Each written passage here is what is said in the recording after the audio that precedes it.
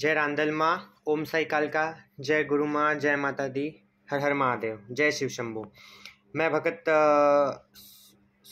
माँ का सेवक, मैं माँ का सेवक सचिन गोहेल। माँ भगवती नवशक्ति रांदल खोडल कालका दरबार, दारवा महाराष्ट्र, जो कि यवतमाल के सामने लगता है दरबार, ठीक है, महाराष्ट्र में, ना ही देहरादून में।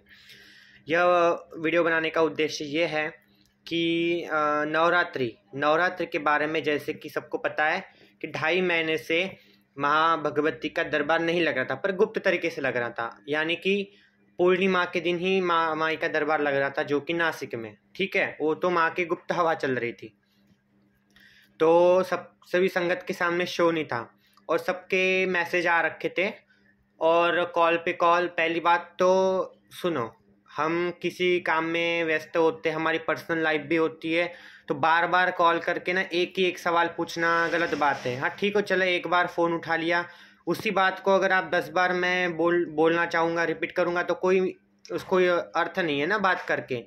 तो कृपया मैसेज पर ही बात करें, और नवरात्रों में बिल्कुल ही कॉल ना करें, ठीक है। मैसेज पर, ओनली फॉर मैसेज। पहले नवरात्र से लेकर और पूर्णिमा तक 15 दिन तक महामाई रांदल को हम खड़ा करते हैं, मतलब उनको विराजमान करते 15 दिनों तक। और महामाई का जैसे गुजराती रीति परंपरा के अनुसार हमारे यहाँ पे घट बैठता है, मतलब गरबा बैठता है महामाई का, तो उसका पूजन भी होगा। और पहले नवरात्रों में या तो देखो अब पहले नवरात्र से लेकर तो 7वें नवरात्र तक, मतलब पहला नवरात्र, दूसरा नवरात्र, तीसरा नवरात्र, चौथा नवरात्र, 5वां नवरात्र, 6वां नवरात्र और 7वां नवरात्र। इन 7 नवरात्रों में से कभी भी महामाई का कीर्तन हो सकता है दरबार में। वैसे कीर्तन तो रोज ही होता है, पर जो भव्य कीर्तन बोला जाता है वो कीर्तन होगा 6वें या तो 7वें नवरात्रों में, जो कि अभी तक मतलब फाइनल नहीं हुआ है। उसकी अगर डेट फाइनल हो गई तो फिर मैं मेरे व्हाट्सएप से आप जुड़ते रहिए, स्टेटस वगैरह देखते रहिए, उससे आपको पता चल जाएगा। और दूसरी बात कि गुरु दीक्षा के बच्चे के लिए ये मैसेज है। सब लोगों ने मैसेज करा था, जिन जिन बच्चों को मैंने गुरु दीक्षा के लिए माँ भगवती ने चुना है। देखो, शिष्य मेरा नहीं बनेगा, वो शिष्य बनने जा रहा है वो माँ भगवती रांदल का, माँ कालका का, राजापुरी धाम से शिष्य बन रहा है वो, ठीक है। तो सर्वप्रथम तो आशीर्वाद साईं बाबा का लगेगा, सेकंड आशीर्वाद लगेगा मेरे गुरुदेव का, मतलब माँ भगवती रांदल का, थर्ड आशीर्वाद लगेगा मेरी गुरु दादी का, ठीक है, मेरी गुरु माई का। तो बाबू सबको बस यही बोलना था कि गुरु दीक्षा के टाइम पर गुरु दीक्षा लेने के लिए जो मैंने टाइम दे रखा है वो समय से आ जाइए। और 2-3 शिष्यों ने ऐसा बोला था कि गुरुजी हम ढोल वोल बजवा कर आएंगे गुरु दीक्षा लेने के लिए। तो बाबू आपकी मर्जी है, आपके भाव है, आप जैसे चाहे वैसे गुरु दीक्षा लेने के लिए आ सकते हो। और सेकंड बात की और 2-3 जनों ने, कोई संगत है, उन्होंने मैसेज कर रखा था कि गुरु दीक्षा कोई भी, मतलब सवारी वाला व्यक्ति या तो गद्दी लाइन वाला व्यक्ति ही ले सकता है क्या। तो ये गलत बात है। जीवन में गुरु नाम सबसे बड़ा होता है। नॉर्मल पूजा पाठ के लिए भी आप लोग गुरु दीक्षा ले सकते हो।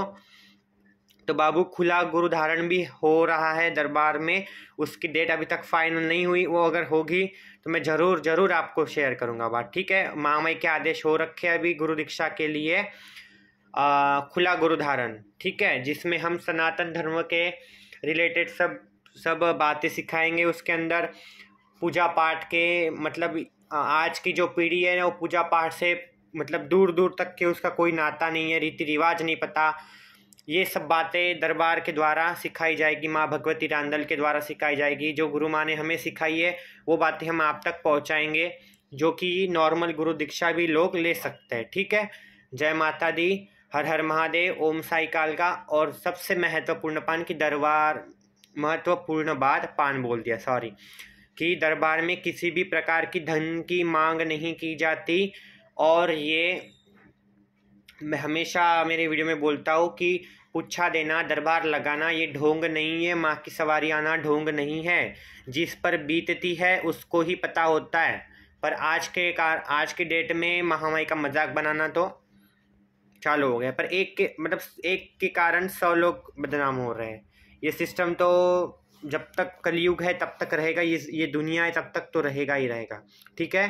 तो दर्शन करने वाले लोग भी आ सकते हैं, पूछा लेने वाले भी लोग आ सकते हैं। और ज़्यादा से ज़्यादा माँ भगवती का ये आदेश हुआ है कि झोलिया ही सर्वोपरि है, मतलब झोली भरते ही सब कुछ काम बनेंगे, पूछा चाहे मिली चाहे ना मिली। ठीक है, तो बाबू समय का भी ध्यान रखना। दरबार ठीक से सुन लो, दरबार पहले नवरात्रों से तो 15 दिन तक यानी पूर्णिमा तक डेली लगेगा। और सरसों का तेल लाना वर्जित है दरबार में, क्योंकि सरसों का तेल से माँ भगवती रांदल को त्रास होता है, मतलब उन्हें तकलीफ होती है सरसों के तेल से, माँ भगवती रांदल को।